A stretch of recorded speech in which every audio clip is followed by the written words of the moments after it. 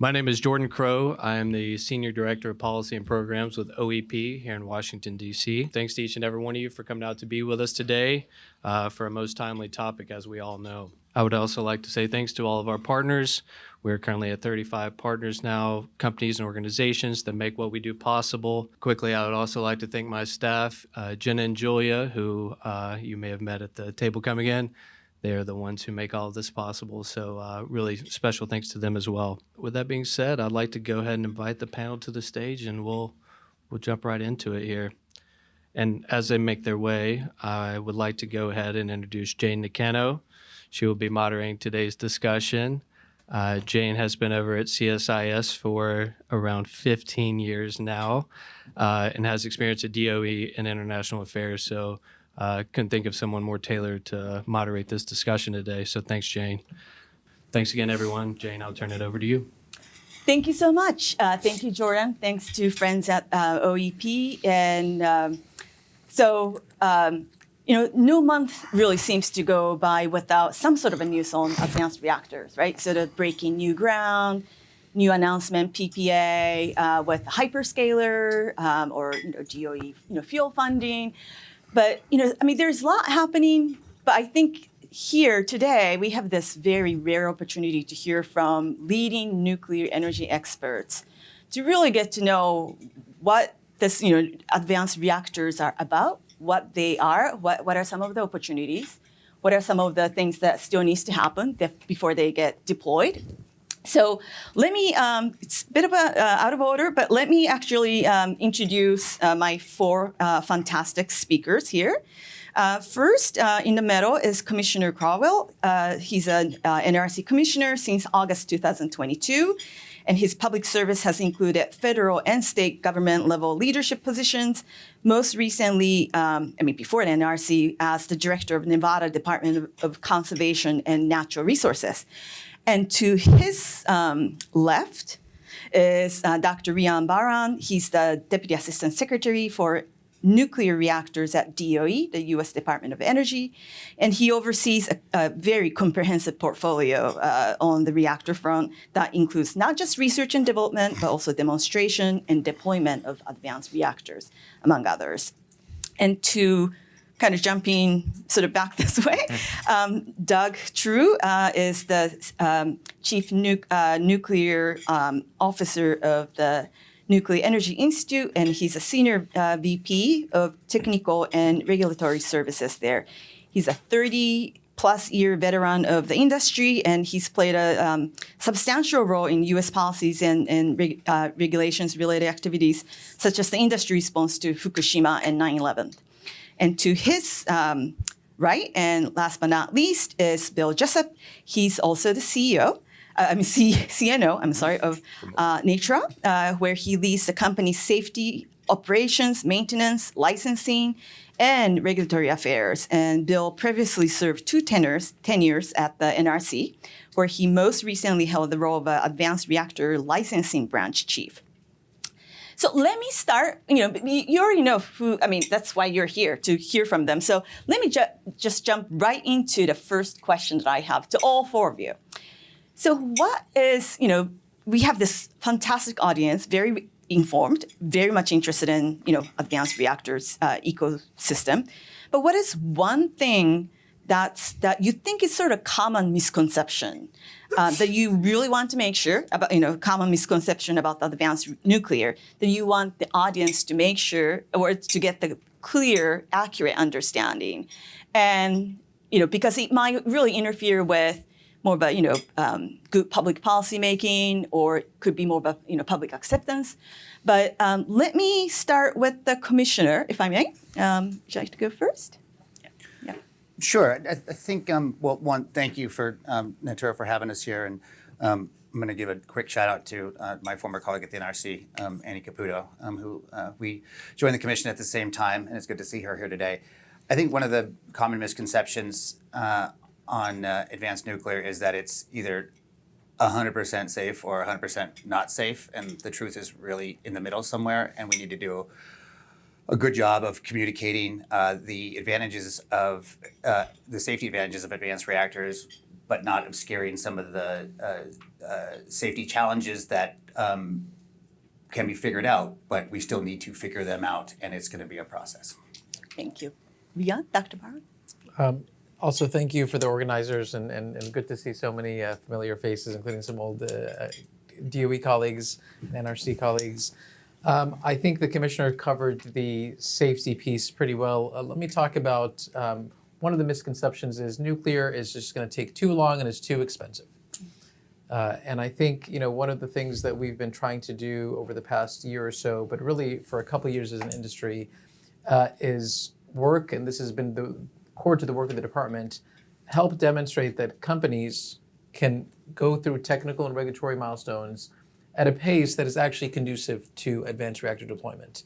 And so we have major investments through our advanced reactor demonstration programs that are intended to do that for our first of a kind deployment of a Gen 4 technology. We're doing that with Gen 3+. We're doing it with the Reactor Pilot Program that's helping quite a few microreactor companies quickly iterate and turn on test reactors, both to be able to do that quickly and as a fast track to a commercial license. So I think that misconception, we're starting to see that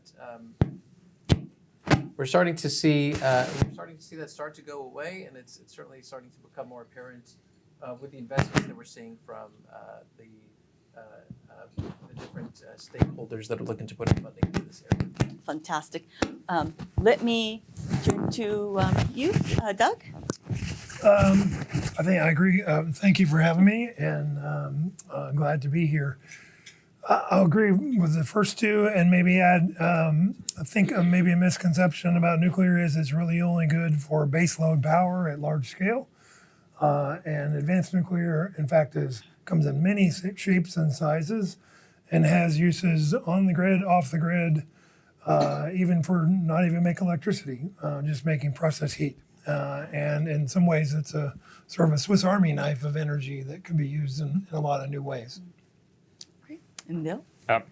Yeah, I'll build on all of them and also express thanks. What I would say is probably close to what Rian said, which is I think there's a misconception that these technologies are far away from being deployed, but it's happening now. If you look back, a lot of the technologies, they were demonstrated decades ago. Mm-hmm. And what we're doing now is kind of engineering them into commercial systems and working through the licensing process. So the implications for that, to make sure that we've got an appreciation for that, we want to make sure that policy understands that they're here now. These mm-hmm. aren't things we should punt. We need to get these first-of-a-kind projects through now. Yeah. So. Fantastic. Let me first sort of focus on the technology front and then actually start with my industry colleagues here. So, Doug, first, so how do advanced reactor technologies differ fundamentally from traditional nuclear technologies? And would you say, as a group, what are some of the unique benefits, but then also perhaps risks, that they may present? How would you, explain that?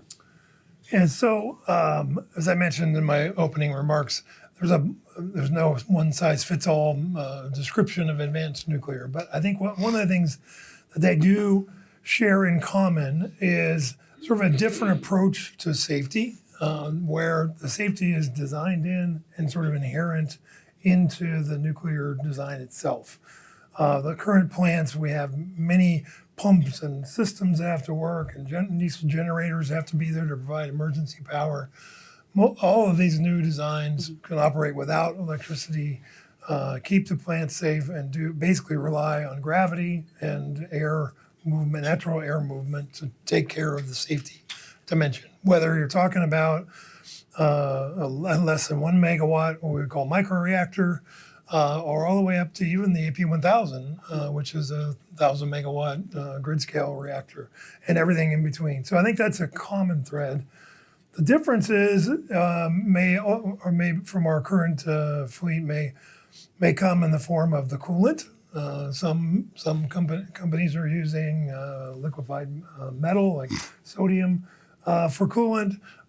Some are using water like the current fleet. Some are using molten salt as a coolant, and some are using helium or gas as coolant. So there are some technical differences under the hood, and then it goes to the application of Are we going to take several of these microreactors, gang them together, turn them into a power station that maybe supports a microgrid or an individual customer?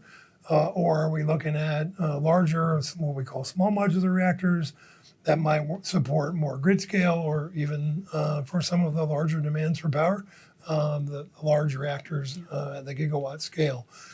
And then the industrial customers have become very interested in how to use high temperature steam that some of these advanced design can use to support their chemical processing capabilities. So that's a whole new dimension that makes it different. In terms of benefits and risks, as Bill mentioned, most of these have been demonstrated in one form or another previously. But they are new technologies. And so we have to get them through the process of demonstration. And so they can be up and operating and provide that high reliability, high resiliency that nuclear is known for. And we've done that. The AP1000 is a very high reliability. It's a brand new design, only deployed in a handful of plants. So I think the new designs will be that. But that's the big hurdle to get over, is to get them up running, demonstrating them. Great, thank you, Doug. Bill, Doug has already mentioned some of the different types of advanced reactors, right? So there's the molten salt reactors, and then also there are fast reactors. So how would you describe their sort of technology-wise sort of readiness levels, the different types to the audience, and also what are some of the still main commercial hurdles to commercial deployment? Yeah, no, it's a good question. I like the TRL framework.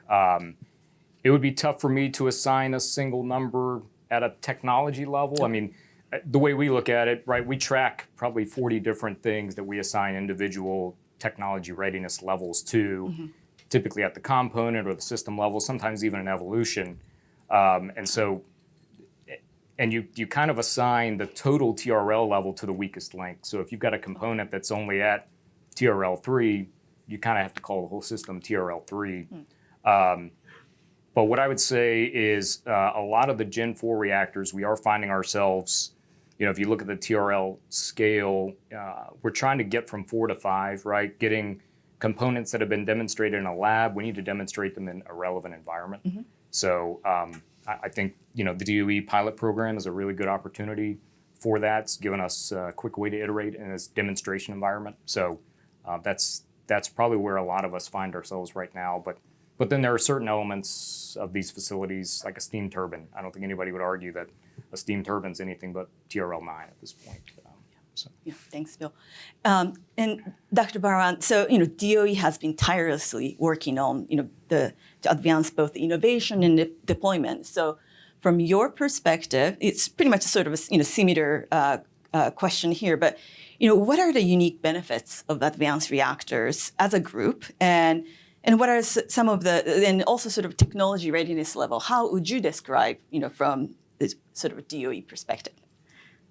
So number one, I do like the answers that my colleagues gave. So I do stand by those comments. And let me just say, when people ask this question, we all have different definitions of what an advanced reactor is. But to me, it really just means it's very different from the current fleet. And so if it uses a new fuel form or a higher enriched uranium, or if it's smaller, right, these are all advanced reactors. If it has passive safety systems.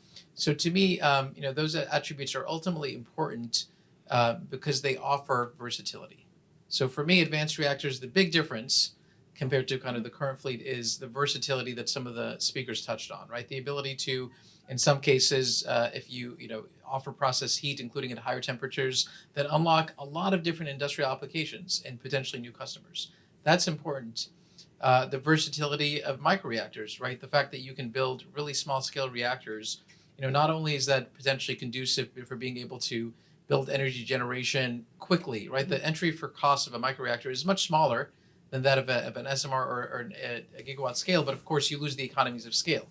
And so it offers your versatility, but you're more challenged on the commercial viability piece. But if it unlocks orders, this all comes down to the versatility will give you order books. The order books will allow you, especially for SMRs and micros, to reach the kind of theory of the case, which is if I make it smaller, it's going to be more expensive unless I can get to like factory fabricated in a modular approach. So that versatility is why the Department of War is looking at microreactors for their installations, including potentially tying it to a microgrid to not just keep the lights on, but keep the lights on a bad day. It's the same versatility that provides the microreactor designs that lend themselves to use for space and for space exploration, right? If you want to go far, if you want to bring energy with you, if you want to be able to turn around, right, nuclear is a great alternative, including variants of microreactors. For transportable reactor concepts that the Department of Homeland Security has put out a solicitation on, right? There's interest there. So it opens up not just a way to meet the load growth needs for the United States, but it opens up all these applications. So to me, all of those attributes that Doug mentioned, they're important to ultimately provide that versatility that builds an order book across those applications. And the good news is, and I think Billy touched on this, we're standing on the shoulder of giants. We have looked at all of these technologies. We've done a lot of good work. The physics does not need to be de-risked, right? The engineering has to be iterated and improved to be able to meet the safety regulatory milestones. And then the commercial viability is going to be key, especially as you go smaller, losing those economies of scale. Fantastic, thank you. Now, let me shift our conversation to the operational safety issues. Now, I can't really think of any other energy technology where sort of safety, is top of regular households' minds when they hear nuclear. I mean, you don't get this similar reaction just talking about solar or geothermal. Mr. Commissioner, could you share with us how the safety profiles of advanced nuclear compare with traditional nuclear, sort of as a starting point? Sure, I'll try to do that. I mean, one of the differences with traditional nuclear, I guess in this case, large light water, is that it's been demonstrated over many years, and we've been able to align the safety regulations with the technology as it stands and as it's evolved. Looking at the safety case for advanced reactors using non-light water technologies, yes, a lot of them have been maybe done once in the past, but not at commercial scale. And there are differences. Your safety case needs to be flexible enough to go from paper to a demonstration to commercial deployment, and the NRC is trying to be nimble and adaptable in that, and not apply the same safety model for light water as for non-light water technologies, but at the same time do it safely, assure the safety case. It's a lot out there, and not every advanced reactor is the same. And one of the great benefits about nuclear right now is there's so many new concepts out there for different types of advanced technologies.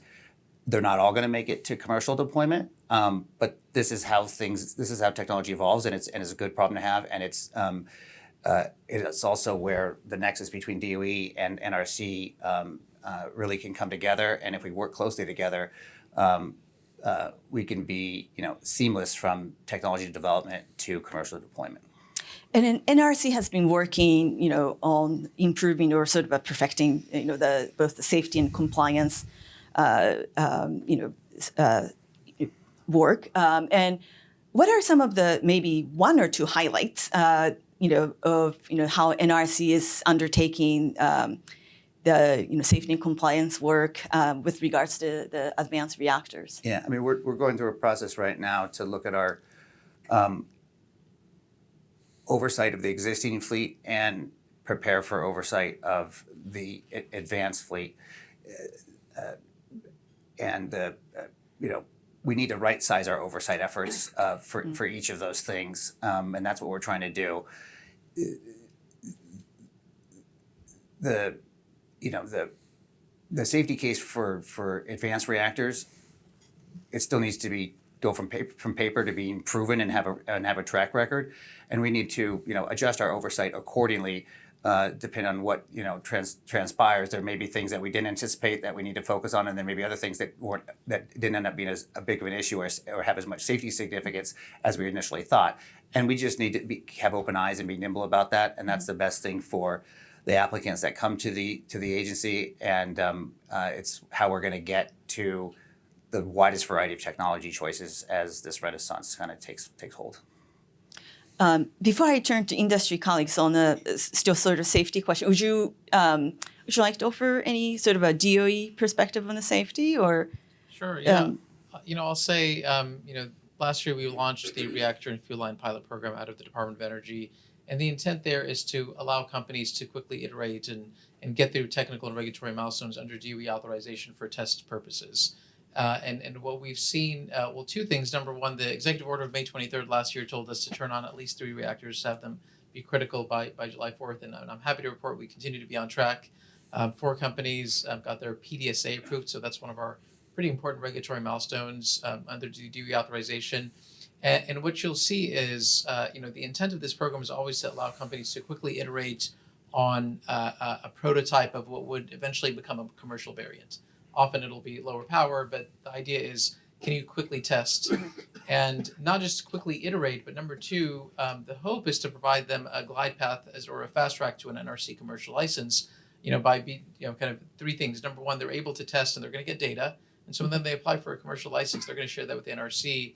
But number 2, we've already also had some pretty extensive cooperations with the Nuclear Regulatory Commission through this pilot program, codified in an addendum to our MOU that explains what that relationship looks like, codified in an internal guidance memo that the NRC published.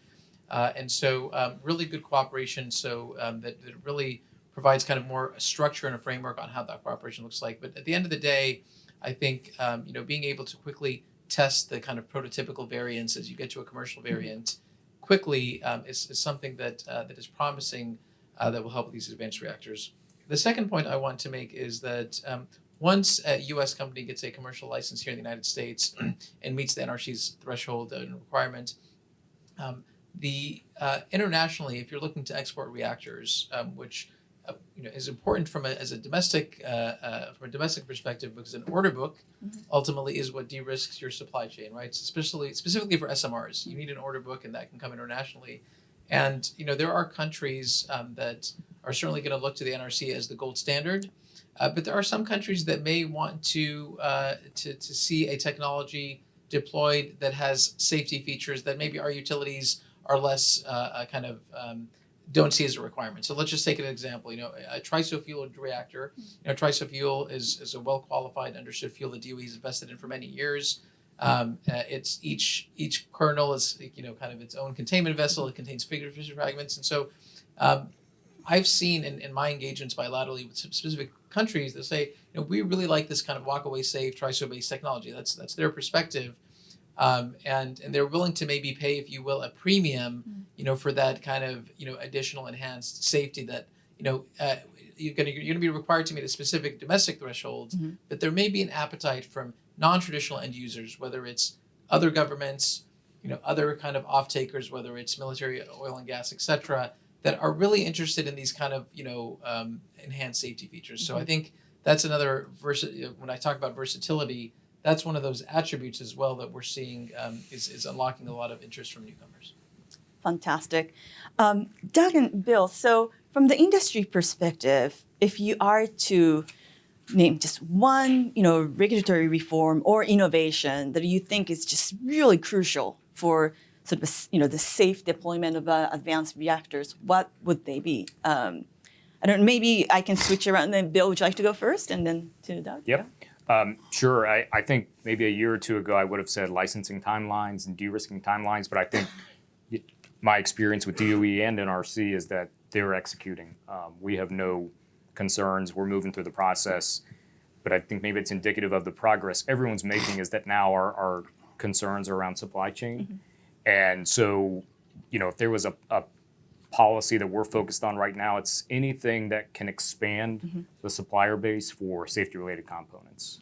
Right now it's generally limited to those that have an NQA1 compliant program, but especially advanced reactors, we have this acute need for different materials, different components that maybe the current fleet doesn't need. Materials in particular is where this shows up a lot because we talked about the advantages. A lot of those advantages are associated with higher temperatures and things like that the current fleet doesn't necessarily deal with. And so we do find ourselves in a situation where we need to approach a broader supplier base and working through that process. Again, I think it's indicative of the fact that we are making progress because we're buying things, we're building things, but we are running into situations where it would be good to, have a broader range of entities that we could go out to. And that's not to say that, we need to go to Lowe's or Home Depot for a reactor vessel. It's going out to, other manufacturers that serve other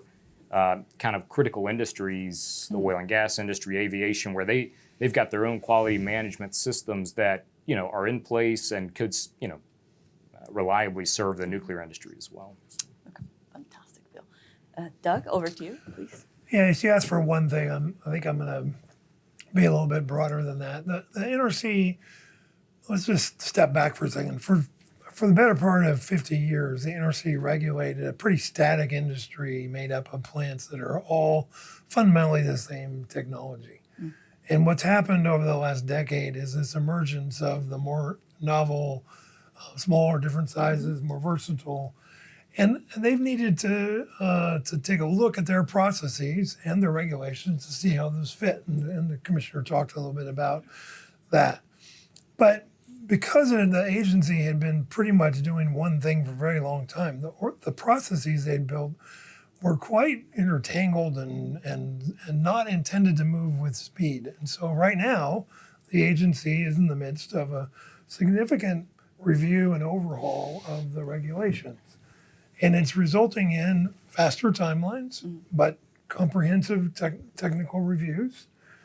And by the end of this year, we hope, I think the agency hopes to have those new regulations available to sort of stabilize the regulatory framework as we go forward. And so there's a series of, I think it's 28 rulemakings by our count that are being processed right now. And as we get that done and behind us, I think that from a regulatory standpoint, we'll have a much more solid foundation for all these different reactors, and we'll have much more agile and timely processes for being able to move these things forward. So we're really focused on how do we get those regulations to be good regulations to move forward. Fantastic, thank you.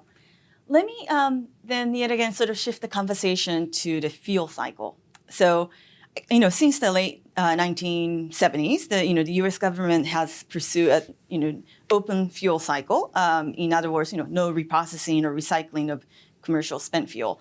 Let me start with actually Dr. Bahran. So, how would advanced reactor technologies affect the way that the nation manages spent fuels? Like, would they eliminate the need for permanent repository for high-level waste, for example? I mean, there are a lot of sort of perhaps some confusion as well as excitement, but maybe myth. So if you can sort of help clarify what the opportunities and could be. Let me try to give a broad answer because we actually have a deputy assistant secretary for nuclear fuel cycle. That's in their title, and we have one for nuclear waste as well. Of course, we all work together because ultimately, as the reactor kind of person, they all come together. So let me just say the May 23rd executive order on the nuclear industrial base, it does set the U.S.'s policy on this topic. So you can say it is the policy of the United States, and it talks about how the administration feels about reprocessing and recycling and the whole gamut. And to me, one of the things the executive orders do, they do quite a few different things. Of course, they promote the ability to accelerate the deployment and testing of advanced reactors, but they also say a lot about energy security from a fuel cycle perspective, and this is both uranium reprocessing. And the idea is that in this future of having versatile reactors deployed, how do we make sure that as a country, we are taking the steps that are needed to ensure that we have an adequate fuel supply. So there's a lot of language about what we're doing on enrichment. Of course, the department put out $2.8 billion to support HALEU, $900 million to two companies each, and then $900 million for LEU. So there's a big push on the how do we ensure that we have enough uranium, but there's also a direction of the executive order and work on how do we look at plutonium as a potential source of fuel for a future fuel economy. So as the reactor person and as a nuclear engineer by training, in my first nuclear engineering class, there's a book called Intro to Nuclear Engineering by LaMarche. and they tell you, here's what a reactor, here's what goes in it, here's what comes out, and here's how much energy is still in there. And that's really, you kind of go through your whole career as a nuclear engineer with that mentality, recognizing that there's still a lot of material in there, but similar to everything else we're doing on the reactor side of the house or the fuel cycle side of the house, it is a question of the commercial viability. And what we're seeing today is a lot of interest and excitement from not just reactors that are looking to potentially use plutonium, but also other parts of the fuel cycle, including on the reprocessing side of the house and recycling, on the fuel fabrication side of the house. There's a lot of both technological interest, funding to try to unlock that part of the fuel cycle. And so one of the things that we have been thinking about is, and I don't lead this for the office, but this idea of an innovation campus that would have, both things like reactors, data centers, fabrication facilities, recycling facilities, and potentially also a repository, right? The idea is there's still a lot of energy left there, and it does help that entire fuel cycle. So the department put out an RFI related to one of these. The responses are due. The idea here is to engage with states. And the idea here is that ecosystem could unlock a tremendous amount of jobs and capital and funding for a state. So I think, again, back to kind of the piece that I oversee, which is as the reactor person, I am excited about the prospects of advanced versatile reactors that will have a strong fuel economy, be it uranium, plutonium, or otherwise. Commissioner Crowell, from the NRC's perspective, how would these advanced reactor technologies sort of alter or affect the way that a nation regulates the spent fuels? Well, I'm going to answer that from not the NRC's largest perspective, but from my perspective as one NRC commissioner. So, I think most of you will agree that when you get outside the Beltway, people know that advanced nuclear technologies are coming to fruition or they're being worked on. It's well known that there's a nuclear waste conundrum that needs to be solved. But I don't think outside the Beltway it's very much appreciated what the challenges and opportunities we have on the front end of the fuel cycle, and that it is essential to sort that out if we're going to have lasting and enduring, and secure nuclear renaissance going forward. So, we're long overdue in sorting out the front end of our fuel cycle in terms of having a domestic supply and not being, held hostage, so to speak, to, other countries meeting our needs. That being said, within specific to reprocessing, which touches on the front and the back end of the fuel cycle, it's neither the proliferation risk or the panacea that some people say it is. It's somewhere between. I personally think that the proliferation and security issues are manageable. They just need to be actively managed. And then on the waste side, reprocessing can help, mitigate the growth of our waste, our nuclear waste issues while we look for, or hopefully get a permanent repository at some point.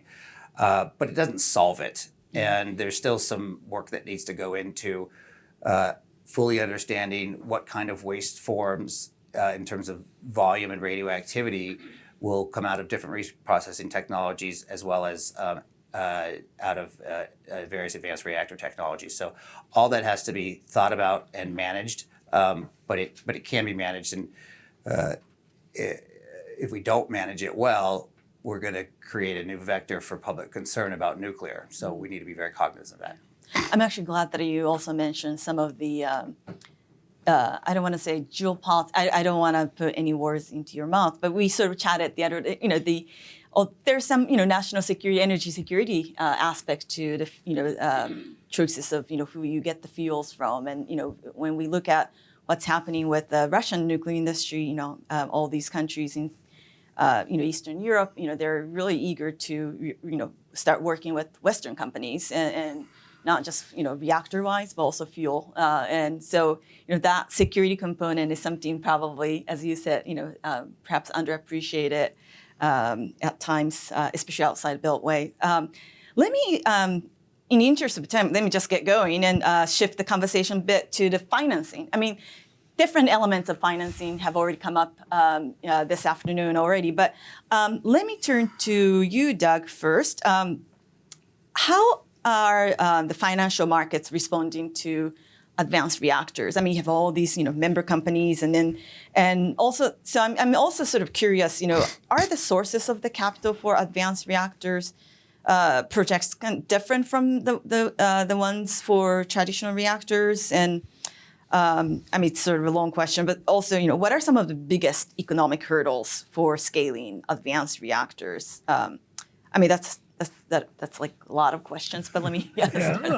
I'll take a run at it, and I'm sure that we can deal with it in the Q&A if folks want to follow up.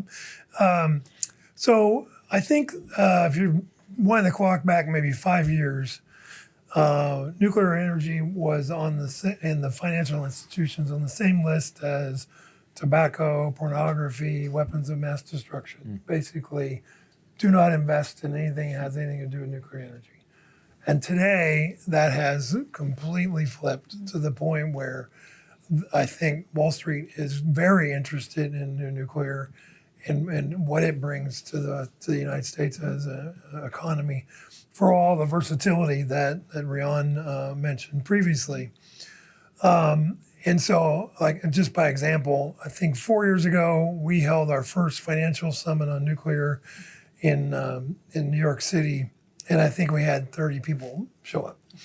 I attended the one we had this last January, and there were over 300 in the middle of a snowstorm. Wow. And the keynote speaker was from JP Morgan.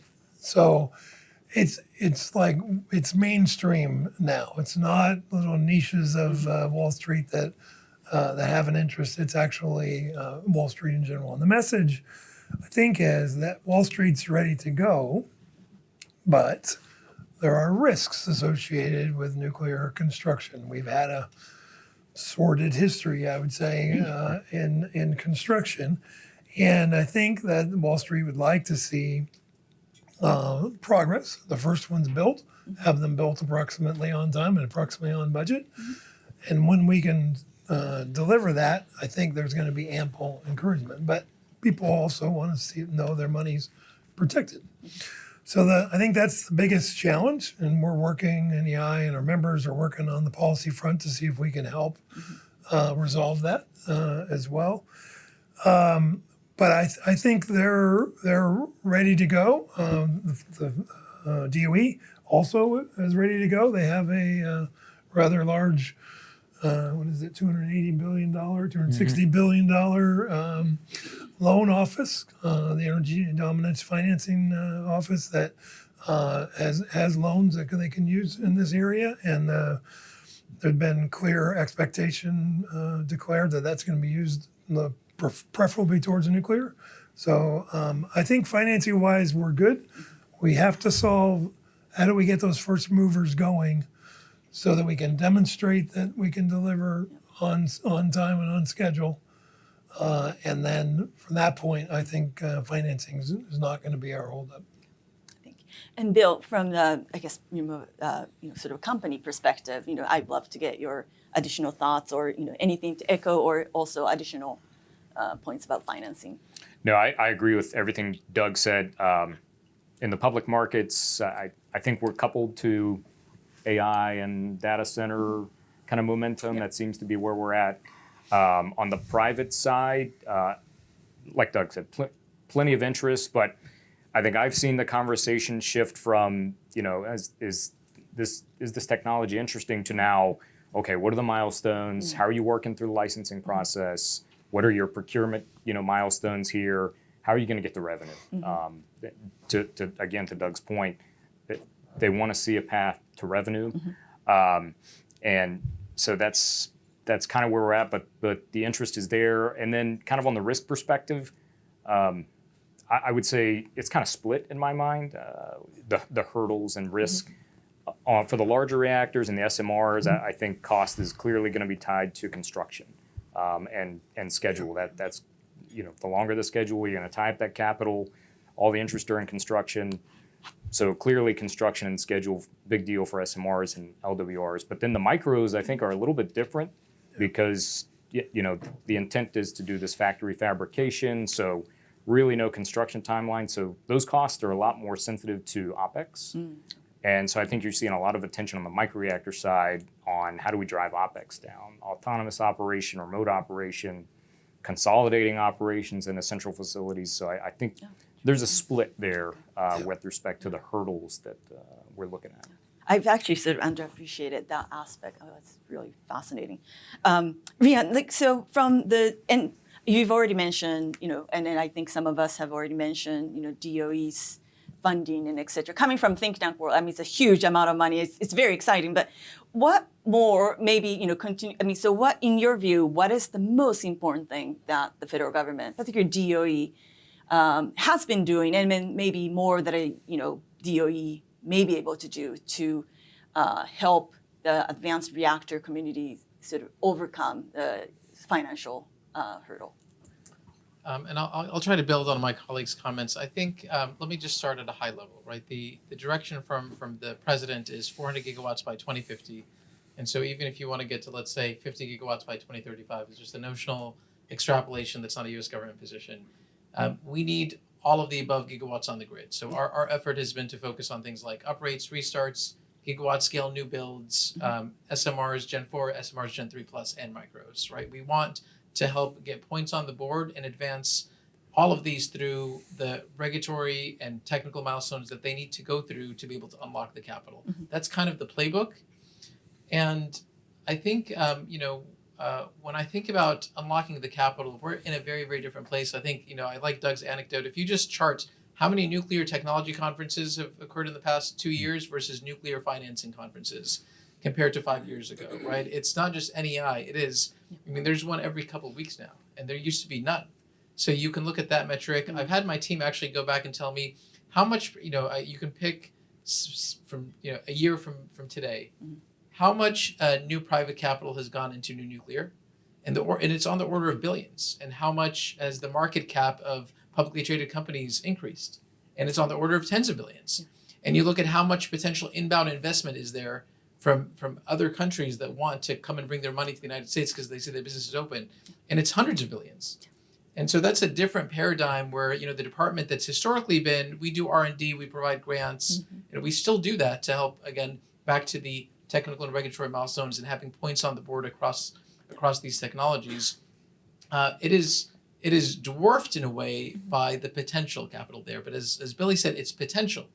So it's on us to work with these companies, and this is what we have been doing, right? Which is helping them, right? If the government, right now the government is an enabler to the industry, in a real way, and you have the demand from AI for the energy and for the applications.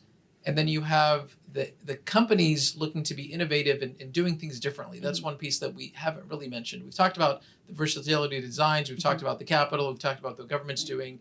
And we've talked about also the demand. What we haven't said is the companies, they get it. They understand the moment, not just the current new startups, but even the incumbents. We are seeing them willing to move quicker than before, or in the cases of new companies, move very, very quickly, and it's still in a safe and secure way. So I think, kind of at a high level, we see ourselves as enablers, where we see the financial markets as, there's plenty of potential out there, and we want to help unlock that capital to ultimately get gigawatts on the grid. From the, would you like to jump Sure. in? Yeah. You just jump in on that too, because it's an important and fascinating topic. So one of the traditional frictions between nuclear financing and nuclear regulation is that, the money folks work on a timeline that is much quicker than nuclear has traditionally been able to move on from a regulatory and construction deployment perspective. But I think, Wall Street and other financing entities see that there's no way, whether you're talking about energy security or you're talking about, clean, low carbon power and base load power, there's really no way to do that where in America where we're going to be successful without nuclear. So it's got to be there, but we need to also be able to marry up the timelines better, and that's why the NRC has been working on technology neutral regulations instead of regulating by exemptions, so that there's a clear pathway, a faster pathway. But and I'm going to maybe give you a nice lead into your next set of questions here. We also have to have the people and the workforce to match the need from applicants and existing licensees in order to, even in a reformed, more efficient process, if we don't have the people, it's not going to work. And right now we're getting by with doing more with less, but that's not sustainable over the long term. We're going to have to build up our workforce with the right skill set. So I think this marriage of Wall Street and nuclear will come together, but it's an evolution, but a lot of very solid progress. And I still call it the Loan Program Office, but like that's exactly what it was designed to do, was help get first of a kind technologies off the ground, and de-risk it from a financial perspective. And now it looks like the rest of the financing world is ready to step in at the appropriate time. And I'm also glad that yes, you did bring up the workforce issue. And I do, I'm not as some of you may know, I'm not a sort of 24/7 nuclear person, but whatever sort of a sub energy sector meeting that I go to, workforce keeps coming up, right? So we have great goals, ambition, but workforce just seems to be one of the things that just is being sort of lagging, if you will. So yeah, if we can talk a little more about the workforce, that'll be great. So what are when it comes to advanced reactors specifically, not just nuclear in general, what's like what is the biggest challenge? And then also what are some of the things that the both federal but then also state level governments, not just the governor's office, but even the assembly and et cetera, and maybe even there's a role for public universities as well. But how would you see the workforce issue being how can we solve the current challenge, both I guess qualitative and quantitative sort of a lagging the scale of ambition that we have. Would you like to still start with that? Sure, give it a shot, and then I'll hand it off to my colleagues who will have perspectives as well. One root of the problem, which is also the nexus for fixing this conundrum, is at the university level. We're not doing enough there in that field to grow nuclear scientists and engineers and other specialties that are applicable to this field. There's just not enough of a farm team coming out of our university system. So that's one. And then from our side of the equation, on this side of the panel, it is hard to. It's such a limited pool of talented, skilled workforce. It's very hard for government to compete with the private sector right now for the best and brightest. But government needs the best and brightest as well.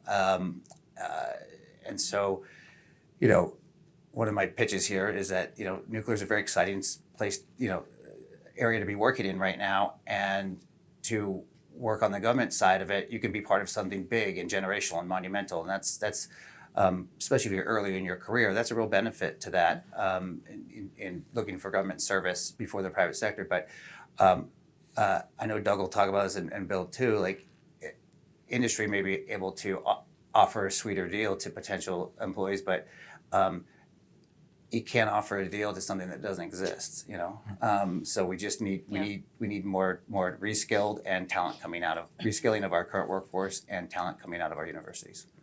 Just quickly, I think when we look at the international landscape, China is producing so many STEM undergrads and grad students and et cetera, and then they also have fairly pretty active, although mainly large scale light water reactor fleet.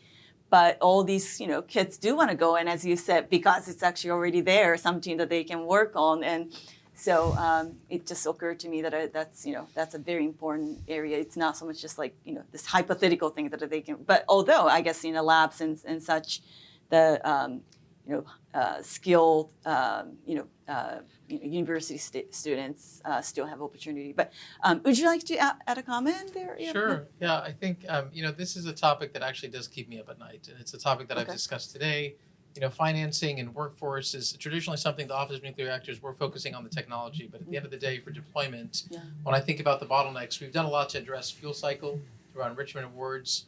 We're doing a lot to de-risk the technology, but workforce is one that you can't snap your fingers.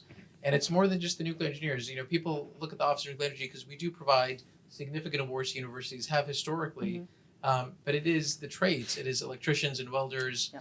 And when you talk to those societies, they tell you, look, there's jobs in most people's backyards today in the form of data centers. If you're an electrician, if you're we need to know where you're going to build the reactors so that we can start ramping up our trades programs. And so everybody kind of understands that this is a big problem. The May 2030 executive orders does direct the executive branch to tackle this in a wholehearted way, and we're trying to do quite a few different things there. But it is still something that keeps me up at night because it does take a while, and it is very location specific, right? So those are kind of two pieces, and so I'll just say it's high priority for the Department of Energy. It's high priority for actually the U.S. government, and unlike kind of other parts of the supply chain, and I consider the workforce part of the supply chain. There's no magic silver bullet here, right? We have to kind of work at it together. So we work with the American Nuclear Society, we work with the NEIs of the world and the EPRIs, and I think we're all trying to figure out how to tackle this. And I do want to say that, and this is something that we have been advancing out of the Office of Nuclear Energy, but also now out of the department. This is not to supplement the workforce, but one of the things we are hoping is that artificial intelligence will help accelerate deployment by being able to ensure that we can do design, licensing, operations, manufacturing, construction with kind of agentized workflows. So the idea here is not to displace humans. I think we know that there's a shortage, but the hope is if we can actually, in a serious way, try to use AI not as an uplift like a co-pilot, but to actually transform how we do deployment. There may be an opportunity there that can help us with some of the gaps that we're seeing. And I'll just note in the department, we have the Genesis mission that is looking to do this for at least 20 S&T challenges, one of them being delivering nuclear that's safer, faster, and we just put out a solicitation for funding yesterday. Perfect, thank you. Can I jump in, on this? I think for a long time there was a conception that regulation was going to be the thing that held advanced nuclear back. I don't think that's the case today. I think that actually workforce is going to be the main constraint. Okay. And it cuts across everything that was described here. And like Rian, this keeps me awake at night too, because I think as this country looks at reindustrialization, the big AI boom, and the AI centers that are whatever it is, tens of thousands of acres large, and all the construction that goes with that. At the same time, trying to build out an electricity infrastructure, whether it's nuclear or anything else. At the same time, we have a workforce problem as a country, period. Nuclear is a piece of that. And we need nuclear engineers, we need quality people at the NRC. We want a good, strong regulator that is going to make good decisions efficiently.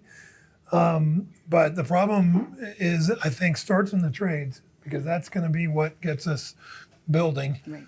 And you can't train an electrician or a welder for a job that doesn't exist. So we have a little chicken and egg problem of we need to get this going so that there's a demand, so that there's a reason to train the workforce. And as a country, we're trying to do all these things at the same time. So I think it's a real challenge, and the executive orders for nuclear touch on some pieces of the nuclear piece of it, but it's really, I think it's a big, broad challenge. Before we open the floor to Q&A, Bill, you get to have one last yes. Yeah. No, so I actually live out in Loudoun County, which I think is the world's largest concentration of data centers. Yes. And so the trades, every day that I'm driving back and forth, I see thousands of electricians and folks that we effectively would be competing with, to implement this critical infrastructure. And so I agree with the trades comment. I will give a bit of a different perspective quickly. From the industry perspective, another gap that I'm starting to see is folks that are familiar with quality management and quality assurance. Quality assurance programs are the backbone of these companies, and document control, requirements management.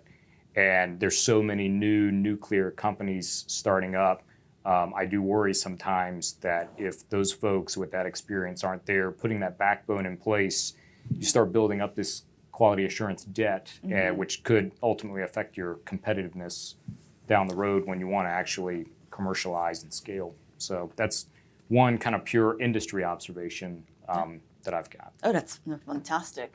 So now let me open the floor to questions. The two basic rules are, please state your name and affiliation, and then also ask the, question. I mean, you can share a quick reaction, but please do ask a question in a formal question. So, yes, sir.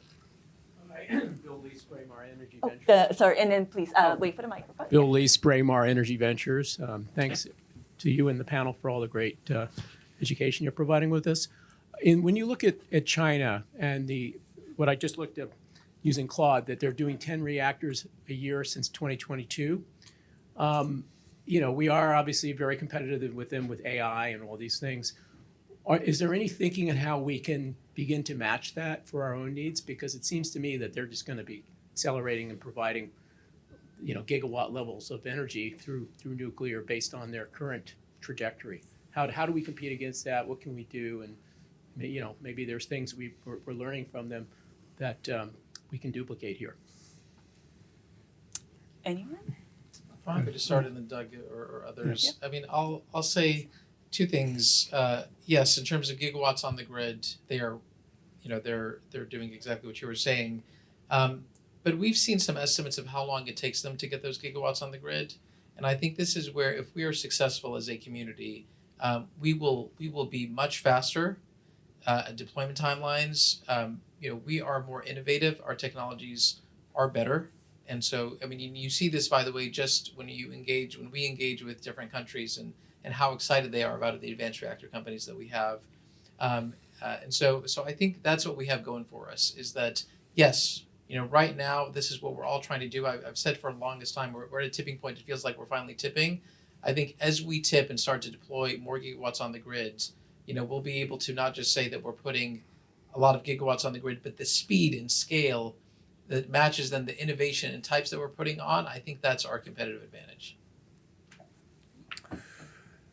Yeah, I think by the end of the decade, they'll have a nuclear fleet about the same size as the United States, because that's how fast they've grown over the last 10 years and continue to go.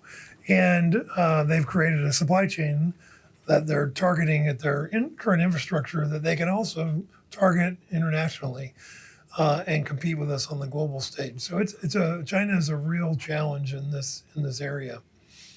I agree with Rian that the spectrum of technologies that we're looking at and the approaches that the innovators have taken to the designs and constructability and other things will make us be able to move faster in a lot of areas. And our challenge is they have a very, very large workforce, and we just talked about workforce being a constraint for us. But it's really about getting ourselves going down a path where we can do this repetitively. And as we do it repetitively, we're going to get faster and faster and faster. And that advantage Rian referred to will really come into play as we get going. But we've got to get out of the blocks and into construction of these to have a chance. I mean, if we're not building at a rate here, we're not going to, no way we'll keep up or stay ahead of them.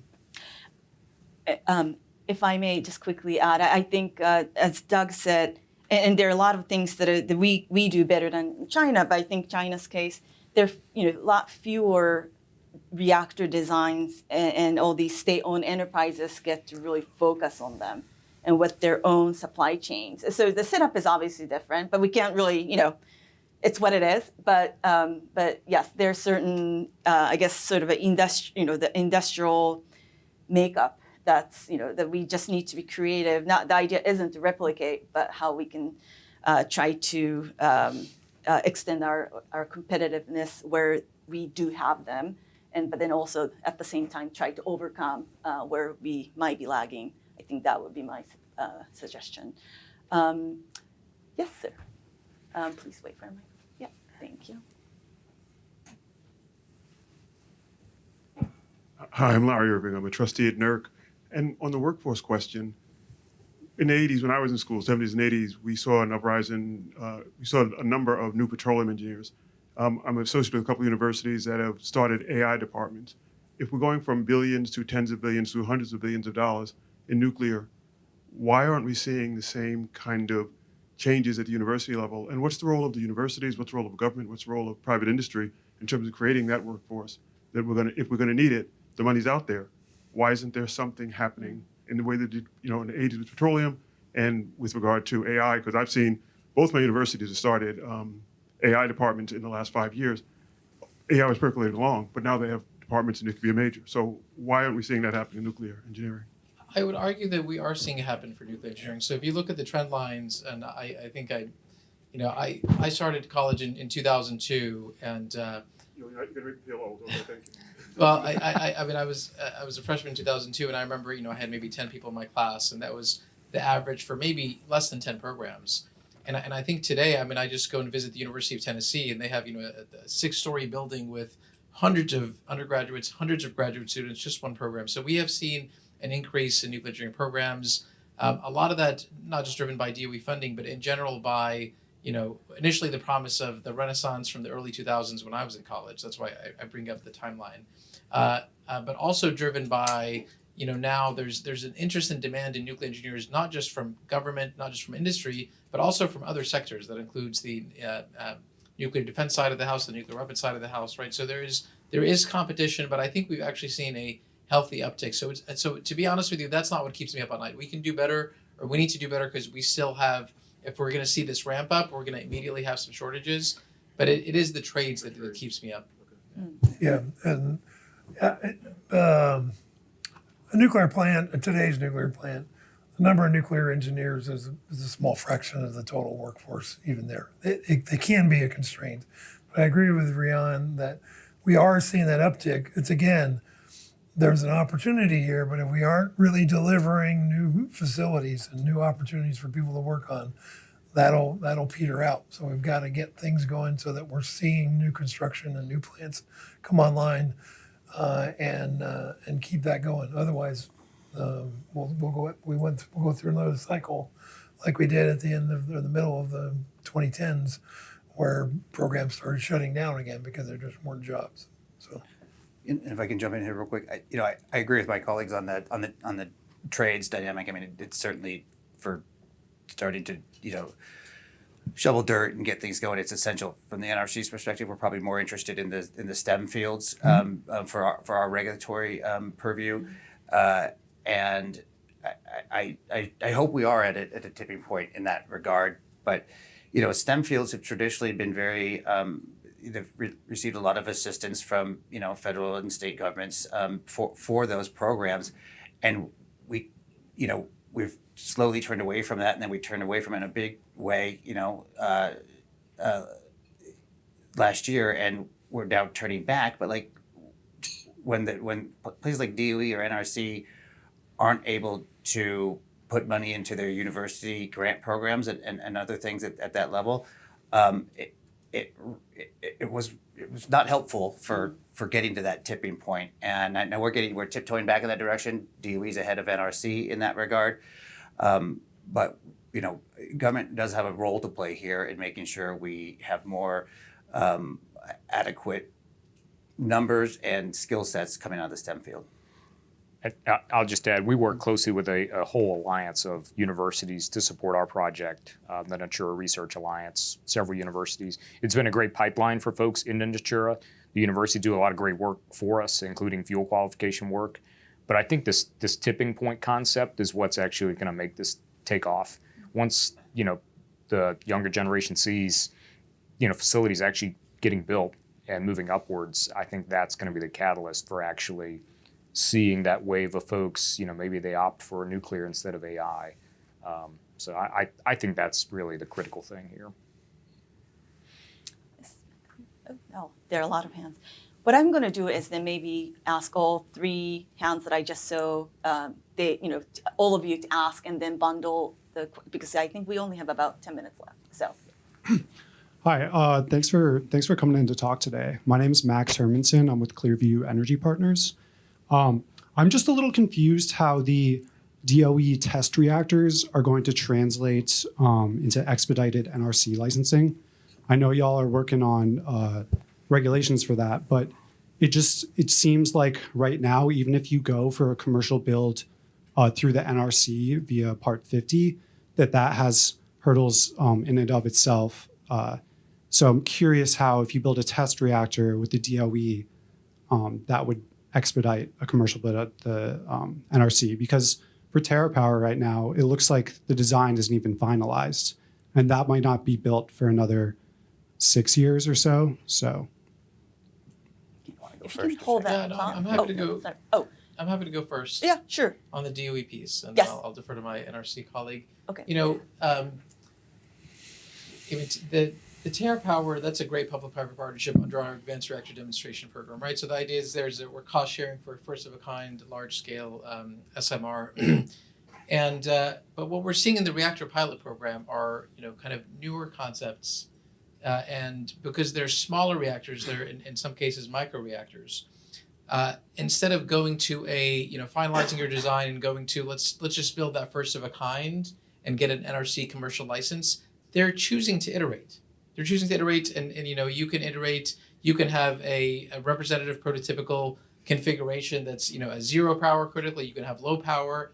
The idea is that it is a representative variant of what will be your future commercial system, and because it's a microreactor, that entry level to do that is not billions. It's not even hundreds of millions, right? It can be potentially tens of millions, if not millions, depending on how prototypical and representative it is. And so fundamentally, if you do a test that is representative of a prototype of your commercial variant, you are going to learn things. You're going to learn things technically that you have to prove to go through the regulatory hurdles of the Department of Energy to get authorization. And fundamentally, those learnings will apply when you go to a commercial license. That's the kind of first principles thinking.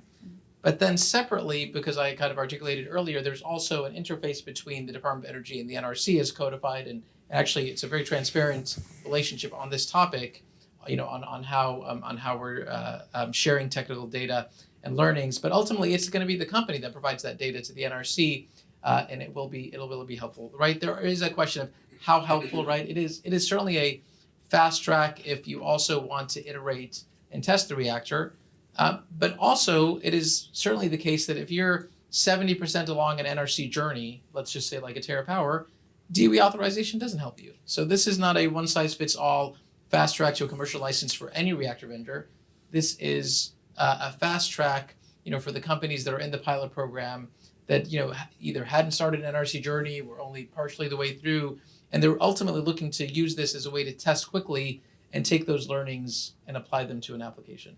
And so I'll just expand on that a little bit and hopefully give you some clarity and confidence here. So the DOE and NRC are working, in a more integrated fashion than they have before in this area. But it's also very important that we stay within our statutory jurisdictional lines because we need, integrity in the outcomes of our joint work together. The idea, and we're kind of learning to do this as we go, is to integrate each other into our various processes well enough such that if you go the DOE route first and then you come to the NRC, you're not going to come to the NRC and get a rubber stamp, but a lot of the work you already did can be repackaged and presented to the NRC and not have to be recreated. And so that's a helpful thing on the applicant's part. But the NRC folks are also, we've loaned folks to Idaho National Lab and DOE to be part of this program because we have expertise that they need, and then those lessons learned and our insights there can translate into the NRC's review when the applicant comes along. So hopefully there's, the idea is efficiency without shortcuts, and making sure that the NRC is the one establishing and verifying the safety case, and in theory, this should all work just fine. It can be done, but it's also a little bit new from what's the relationship of the past. And just one thing to add, the relationship with DOE is not just as a regulator, right? When you're working with the Department of Energy, you're working with our national laboratories, which are our multidisciplinary kind of crown jewels. And so they have the test beds and the infrastructure and the people that have been helpful to companies. in our pilot program. And so, for us, it's getting through the technical and regulatory milestones are important. And it's not just through the relationship with the regulator, with DOE as a regulator, but also as kind of the technical support that the companies are able to get. Great. Fantastic. Let me take the two questions combined and then, and then ask the panel to address whichever. Thank you for the opportunity. This is really an insightful panel. I'm Joy Jiang with the Breakthrough Institute. We are a think tank in DC. And my question is regarding the nuclear financing topic. I would like to know what's your opinion on potential, government providing cost overrun insurance to the industry regarding nuclear financing, or would you be open to potential collaboration or other proposals under the DOE EDF? Thank you. Thanks. And then, Yeah, howdy. AJ Camacho with Politico and E&E News. Nothing to do with financing question, unfortunately. But, as mentioned, that the NRC has historically been a gold standard in terms of nuclear regulators.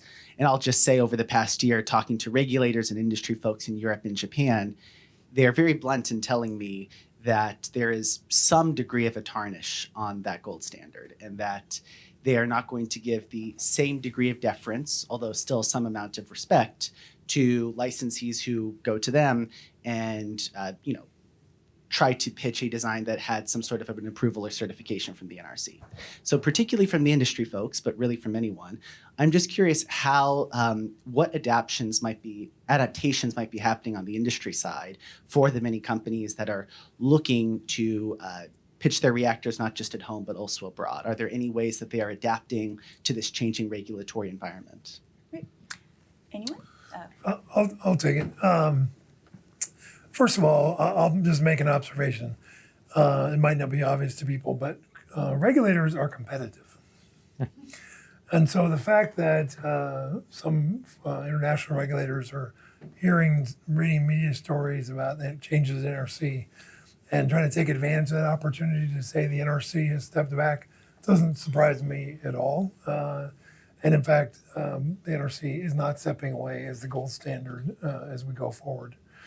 I think that what we are seeing, though, and there are currently different regulatory frameworks in every country. Even today, even 5 years ago, if you had an NRC approval, it was not automatic that was going to be accepted by another regulator. They were going to take their own look. For example, the AP 1000 was reviewed in detail by the UK regulator over a number of years to after it had been approved by the NRC. So there never was like an automaticness to this. So the smart players who are looking at a global market are interacting with those regulators today to make sure that their designs that they're providing to the NRC are going to meet the requirements of the international community, whether that's something to do with structural requirements or waste handling or whatever it might be in that country. They're already out engaged in the regulatory process in those other countries to make sure they're going to produce something that'll meet that. They were going to have to do that regardless. And so maybe in this process, those other regulators will raise new issues. But I think this is a lot of sort of just trying to posture that we're the better regulator kind of a thing when it comes right down to the safety of these facilities. There's nothing the NRC is doing that's undermining safety. That's the last thing they're going to do. Let me jump in there because I'm not going to answer the financing one because it's outside of my realm, but then others can do that as well as answer AJ's question. So the concern or perception you articulated, I think that was somewhat true. I don't know if it was valid, but it was a theme, as a narrative out there as of late. But I also think it's turned a significant corner as of late. We last week the NRC held its annual regulatory information conference, which is a boring generic name for our bringing our stakeholders and our international regulatory counterparts in to discuss and learn and share best practices and things like that. And we had a maybe record attendance from other countries with regulators from other countries come and join, even though some couldn't get here because of travel and all those types of things. And it was a mix of developing countries who want to maybe do nuclear, and they want to see what the NRC gold standard is all about, and how that compares with other options that they may have. And then more established Western democracies or nuclear nations that have already doing nuclear. I think they wanted to come see for themselves whether that tarnish was real or not. And I think we reestablished a lot of confidence with our international partners after last week that the NRC is not going to be compromising safety, and that we're just finding our way to maintaining our gold standard with respect to a whole new suite of technologies going forward. And there's going to be bumps in the road, but we're not going to stray from that. So I'm afraid we have like maybe 2 minutes left to answer Joyce's question. Does anyone? I can take a shot, and Doug, you can finish up. I'll just say I can understand, certainly from like a utility perspective, why they would be interested in cost overrun insurance. We talked about briefly earlier kind of nuclear's history and construction. I'll say from a technology developer standpoint, it's incumbent upon us to develop a design that can be constructed on time, on budget. That's our goal. Working with our EPC partners to get that done, that's key. That being said, sure, it's great that there are programs out there and opportunities, anything that can get these first-of-a-kind projects over the finish line so that we can mature supply chains and workforce issues and things like that. That's great, but I can completely understand why there's an appetite for cost overrun insurance. Yeah, I think it varies a little bit across the spectrum. So the grid scale technologies, the AP1000s, the SMRs that haven't been built have a different risk profile than a microreactor, where it's more about the manufacturing, as Bill said earlier. When you're doing a nuclear construction project that's going to extend over, say, 8 to 10 year period, a lot of things can happen that can affect a project like that. And the meter is running, the interest is accruing, the costs are going, and it's really unprecedented for a private sector to take on a $10, $20 billion exposure like that over that kind of a period without some kind of government support. Now, we have tax credits and other things. I think those have been in place now since 2022, and nobody's moving. So I think the evidence says something else is needed. That could come in the form of some international investment. There's a lot of talk about Japan, South Korea, UAE potentially making investments that might help hedge that risk. It could come in the form of hyperscalers stepping in some way to get the advantage from nuclear, or it could come from federal policy. But I think something is needed to fill that gap to get grid scale really going substantially.